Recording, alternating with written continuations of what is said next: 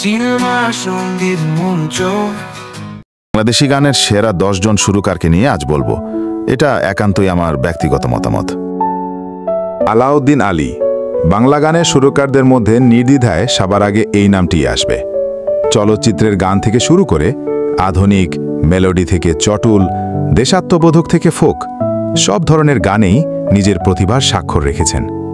উল্লেখযোগ্য গান ও আমার বাংলা মা তোর, সাবিনা ইয়াসমিন, যে ছিল দৃষ্টির সীমানায়, শাহনাজ রহমতুল্লাহ, আছেন আমার মুক্তার, সৈয়দ আব্দুল হাদি, যেভাবেই বাঁচি বেঁচে তো আছি, জাফর ইকবাল, আমার মতো এত সুখী, খালিদ হাসান মিলু।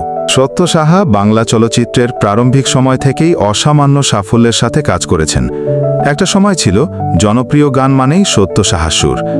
বাংলা গানের ভিত যে কজন সুরকারের সুরের জাদুতে প্রতিষ্ঠিত, উনি তাদের মধ্যে অন্যতম। উল্লেখযোগ্য গান তুমি কি দেখেছ কভু, আব্দুল জব্বার, আমার মন বলে তুমি আসবে, রুনা লায়লা, আকাশের হাতে আছে একরাশ নীল, আঞ্জুমান আরা বেগম, চেনা চেনা লাগে তবু অচেনা, শ্যামল মিত্র, বন্ধু হতে চেয়ে তোমার, সুবীর নন্দী। আনোয়ার পারভেজ 60 এবং 70 দশকে রাজত্ব করা আরেক কিংবদন্তি সুরকার। মেলোডিয়াস সব গানের জন্য বিখ্যাত ছিলেন তিনি।